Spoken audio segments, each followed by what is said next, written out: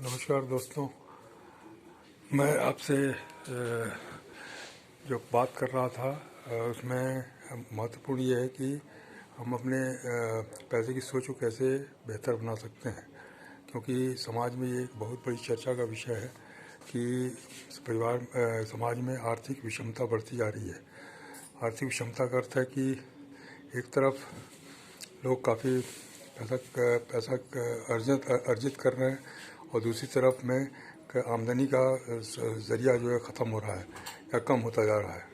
इससे ये बहुत चिंता बढ़ती जा रही है और सब लोग काफ़ी परेशान हैं इसमें कि इसका क्या समाधान होना चाहिए। कुछ लोग मतलब कुछ मुट्ठी भर लोग काफ़ी सारा संपत्ति का अर्जन कर रहे हैं, सब बहुत सारा पैसा कमा रहे हैं, लेकिन बहुत सारे लोग जो हैं अपनी जीविका चलाने में भी असमर्थ हैं। ऐसा क्यों है? ऐसा इसके लिए हम किसी दूसरे को अगर जिम्मेदार मानते हैं तो ये गलत है। हालांकि हमारी आदत है कि हम अपनी जिम्मेदारी दूसरे पर डालते हैं, सरकार पर डालते हैं, समाज पर डालते हैं या प्रकृति पर डालते हैं, लेकिन ऐसा नहीं है। हम अपनी सोच को थोड़ा सा अगर बदलेंगे, अगर दूसरी तरह से इसको देखेंगे तो हमें इसका कारण पता चलेगा और इसका हल मिलेगा। जैसे स्कूल में, कॉलेज में जो बच्चे पढ़ते हैं उसमें बहुत सारे बच्चे रहते हैं। उसमें कुछ बच्चे करीब करीब 10% या 5% बच्चे ऐसे होते हैं जो किसी भी हालत में अच्छे से अच्छे नंबर लाते हैं। चाहे स्कूल कॉलेज का माहौल कुछ भी हो, साल भर कुछ भी माहौल रहा हो, लेकिन वो साल के अंत में जो परीक्षा होती है तो उसमें वो अव्वल नंबर लाते हैं। 90% या 95% नंबर तक लाने वाले बच्चे रहते हैं। बाकी बच्चों के लिए समस्या हो जाती है, उन्हें पास करना भी मुश्किल हो जाता है। 25-30%, 40% नंबर ला के उन्हें संतुष्ट रहना पड़ता है। लेकिन इसके लिए वो यूनिवर्सिटी या कॉलेज पर निर्भर को जिम्मेदार मानते हैं कि कॉलेज और यूनिवर्सिटी के चलते उन्हें नंबर नहीं है। लेकिन क्या ये बात सही है? क्या हम इस बात को स्वीकार करते हैं? कभी नहीं स्वीकार करते। हम बच्चों को ये बताते हैं कि भाई आप अगर नहीं पढ़ रहे हो तो दूसरे बच्चे, बाकी बच्चे जो 5%, 10% बच्चे हैं, उन्हें कैसे अच्छे नंबर आ गए, उन्हें कैसे इतनी अच्छी वो मेरिट में आ गए, आप क्यों नहीं आए? इसका मतलब कि कमी आप में है, आपकी पढ़ाई में है।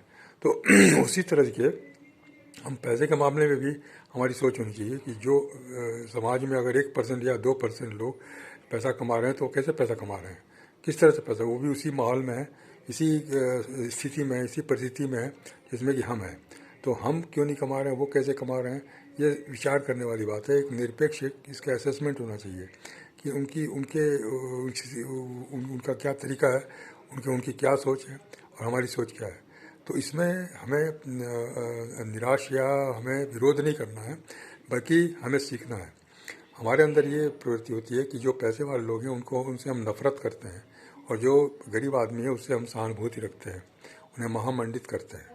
ये सोच भी अपने आप में गलत है। ये हमको ये मानना पड़ेगा कि गरीबी या निर्धनता या कमी का एहसास जो है वो एक नेगेटिव चीज़ है, वो एक रोग की तरह है, एक बीमारी की तरह है। इसको हमको हटाना है। जो अमीरी है, जो धन दौलत वाले लोग हैं, वही समाज का काम करते हैं, वही समाज के मूवर से शेकर्स हैं। सरकार की अर्थव्यवस्था, देश की अर्थव्यवस्था, समाज की अर्थव्यवस्था वही चला रहे हैं। हम साधारण आदमी, मध्यम वर्गीय या गरीब आदमी नहीं चला रहा, बल्कि हम लोग भी उन्हीं पर निर्भर करते हैं।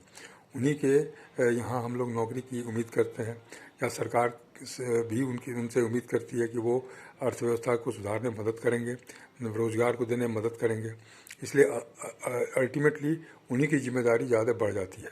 तो ये हमें समझना है कि आखिर वो वही ये सारे समाज को इसके संचालक हैं। जितने भी समाज में स्कूल, कॉलेज प्राइवेट बनते हैं, सामाजिक संस्थाएं बनती हैं, शिक्षा की संस्थाएं बनती हैं, स्कूल कॉलेजेस बन रहे हैं, धर्मशाला बन रहे हैं, आश्रम वृद्धाश्रम बन रहे हैं, सभी में उनकी भागीदारी है, बहुत बड़ी भागीदारी है। पैसे का निवेश वही कर रहे हैं। इसलिए उनको सरकार की तरफ से बहुत सारी राहतें मिलती हैं, बहुत सारी छूट मिलती है। लेकिन हम इस बात को नहीं समझते, हम इस बात का महत्व नहीं देते, हम उनके खिलाफ काम करते हैं, हम उन्हें गलत समझते हैं और हम उनका विरोध करते हैं। हमें भी उनकी तरफ बनना कैसे हम बन सकते हैं, इसके बारे में हमें सोचना चाहिए, विचार करना चाहिए, और इसके बारे में हमें अपना पुनरीक्षण करना चाहिए कि हम में क्या कमी है कि हम ऐसा नहीं कर पा रहे हैं जो वो कर रहे हैं। बात इसकी नहीं है कि वो गलत ढंग से पैसा कमा रहे हैं या सही ढंग से पैसा कमा रहे हैं। कोई भी पैसा अगर गलत ढंग से कमा रहा है तो वो गलत है, लेकिन हमारे अंदर ये भावना होनी चाहिए कि हम सही ढंग से ज़्यादा पैसा कैसे कमाएं या हम ज़्यादा सोर्स ऑफ इनकम कैसे जनरेट करें, इसके बारे में हम सोचेंगे, इसके बारे में अगर विचार करेंगे तो हमें इसका उत्तर भी मिल जाएगा, इसकी भी खोज हम कर सकते हैं। इसलिए हमारे अंदर बेसिक प्रवृत्ति ये होनी चाहिए कि पैसे के प्रति हमको एक जिम्मेदारी की भावना रखनी चाहिए। हमें कमी के एहसास से बाहर आना चाहिए, निर्धनता के एहसास से बाहर आना चाहिए। हमें निर्धनता को गले नहीं लगाना, बल्कि उससे बाहर निकल के अच्छी स्थिति में आने की कोशिश करनी चाहिए, क्योंकि हम इंसान हैं, इंसान हमेशा अच्छी स्थिति में आना चाहता है। इसलिए हमें भी हमेशा अच्छी स्थिति में आने की स्थिति होनी चाहिए। हम जहाँ पर बैठे हैं वहीं पर बैठे रहें, हम दूसरे पर आश्रित बने रहें, ये गलत है, ऐसा नहीं होना चाहिए। हमें अपने सामर्थ्य के ऊपर विश्वास होना चाहिए, हमें अपने क्षमता के ऊपर विश्वास होना चाहिए।